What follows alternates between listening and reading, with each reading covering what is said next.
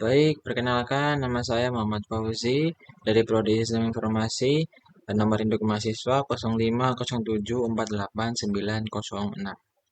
Pada kesempatan kali ini saya akan menjelaskan tentang proses lahirnya Pancasila pada em, sebelum kemerdekaan Indonesia.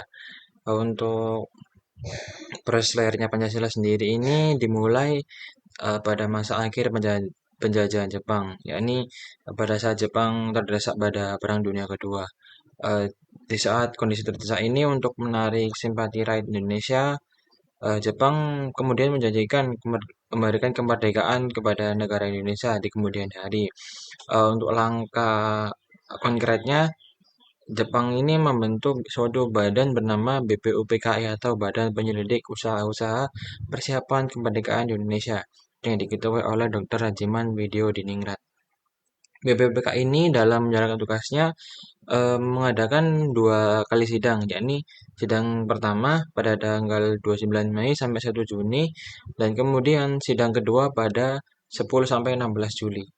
Nah, untuk sidang pertama ini membahas tentang dasar negara, di mana pada sidang tersebut ada tiga tokoh yang maksudnya kayak mengusulkan dasar negara, yang mana tiga tokoh tersebut adalah Mr. Muhammad Yamin, Profesor Dr. Supomo, dan Insinyur Soekarno.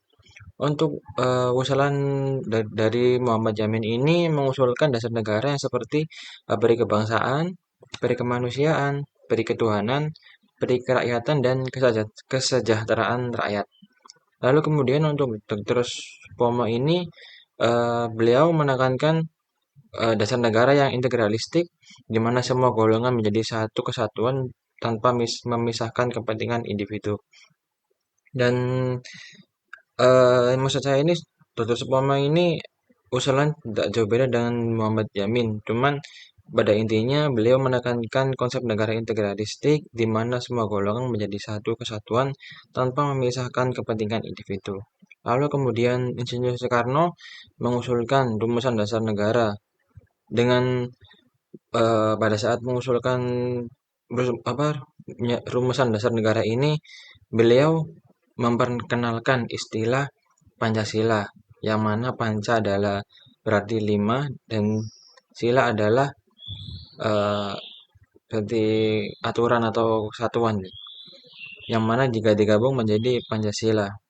Nah, ada lima sila yang beliau ajukan, yakni kebangsaan Indonesia, internasionalisme atau perikemanusiaan, mufakat atau demokrasi, kesejahteraan sosial, dan juga ketuhanan yang berkebudayaan. Lalu, atas peristiwa bersejarah ini, sehingga tanggal 1 Juni diperingati sebagai hari lahir Pancasila. Lalu, setelah melakukan sidang pertama BPUPKI ini, kemudian BPUPKI bubar. Lalu, bukan bubar maksudnya, bukan bubar ya, kayak membentuk sebuah badan lagi. Jadi, ibaratnya sub dari BPUPKI ini yang bernama Panitia 9, karena anggotanya berjumlah 9 orang. Yang mana Panitia 9 ini bertugas untuk merumuskan dasar negara dan pembukaan Undang-Undang Dasar. Lalu, pada tanggal 22 Juni 1945, Panitia 9 ini menghasilkan rumusan yang disebut Piagam Jakarta ataupun Jakarta Charter, yang berisi pembukaan Undang-Undang Dasar dan Dasar Negara dengan rumusan Pancasila versi pertama, yaitu ketuhanan dengan kewajiban menjalankan syariat Islam bagi pemeluk-pemeluknya, dua kemanusiaan yang adil dan beradab, tiga persatuan Indonesia, empat kerakyatan yang dipimpin oleh hikmat kebijaksanaan dalam permusyawaratan atau perwakilan, dan lima keadilan sosial bagi seluruh rakyat Indonesia. Nah, setelah panitia sebelah ini sidang, kemudian BPUPKI bersidang lagi, yakni sidang kedua, yang mana pada sidang kedua ini membahas satu bentuk negara yang kemudian disepakati bentuk negaranya berbentuk republik, yang kedua wilayah negara, ketiga warga negara, dan keempat rancangan undang-undang dasar. Oke, setelah semua pembahasan selesai, BPUPKI dianggap sudah menjalankan tugasnya Dan kemudian pada tanggal 7 Agustus 1945 BPK ini dibubarkan, lalu diganti oleh menjadi badan bernama PPKI atau Panitia Persiapan Kemerdekaan Indonesia. PPKI ini juga dibentuk oleh Jepang dengan diketuai oleh Insinyur Soekarno dan wakilnya Dr. Andes Muhammad Hatta. Sebagai tugas utama dari PPKI ini adalah mempersiapkan segala hal untuk kemerdekaan Indonesia. Namun, PPKI sempat bersidang pada tanggal 6 dan 9 Agustus 1945. Lalu terjadi peristiwa bom atom di Hiroshima dan Nagasaki yang membuat Jepang menyerah kepada sekutu. Lalu pada proklamasi kemerdekaan dan perubahan rumusan Pancasila pada tanggal 17 Agustus 1945, Soekarno dan Hatta memproklamasikan kemerdekaan Indonesia. Lalu keesokan harinya pada tanggal 18 Agustus PPKI mengadakan sidang perdananya. Ini untuk memutuskan tiga hal penting. Yang pertama adalah mengesahkan UUD 1945 sebagai konstitusi negara. Yang kedua memilih Soekarno dan Hatta sebagai presiden dan wakil presiden. Yang ketiga adalah membentuk Komite Nasional ataupun KNIP sebagai badan legislatif sementara. Lalu dalam sidang tersebut terjadi perubahan kecil tetapi penting, yaitu pada sila pertama dari Piagam Jakarta, dari yang awalnya ketuhanan dengan menjalankan syariat Islam bagi pemeluknya menjadi ketuhanan yang Maha Esa. Hal tersebut disebabkan karena bangsa Indonesia ini bersifat majemuk, jadi tidak melulu tentang pemeluk agama Islam. Karena di Indonesia banyak kepercayaan lain ataupun agama lain juga yang harus dihormati. Jadi harus bersifat universal, tidak bersifat kelompok ataupun identitas. Lalu yang terakhir, perkembangan Pancasila setelah kemerdekaan.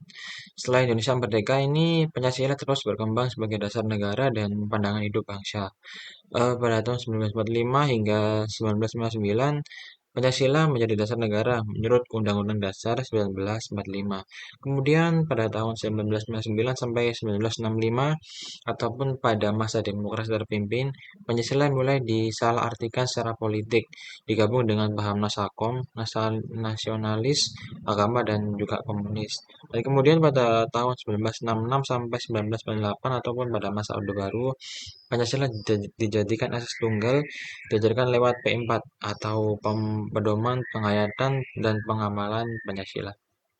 Kemudian dari tahun 1998 sampai sekarang ini ataupun masa reformasi, Pancasila dikembalikan ke makna aslinya sebagai dasar negara dan ideologi terbuka yang fleksibel mengikuti zaman namun tetap berakar pada nilai luhur bangsa.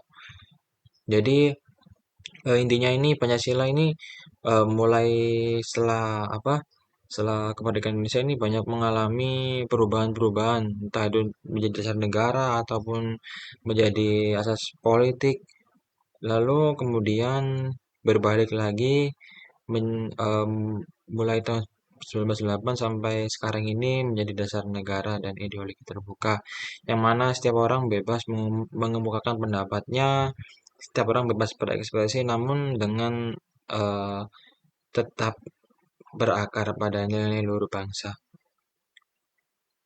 Untuk kesimpulannya, proses Pancasila adalah perjalanan panjang dari sidang BPUPKI menjadi dasar negara, akhirnya Piagam Jakarta, perubahan dari PPKI demi persatuan bangsa hingga menjadi dasar negara yang kokoh bagi negara Indonesia yang merdeka dan modern ini. Untuk itu, sekian penjelasan dari saya. Apabila ada salah kata ataupun salah arti, saya mohon maaf yang sebesar-besarnya. Saya akhiri. Assalamualaikum warahmatullahi wabarakatuh.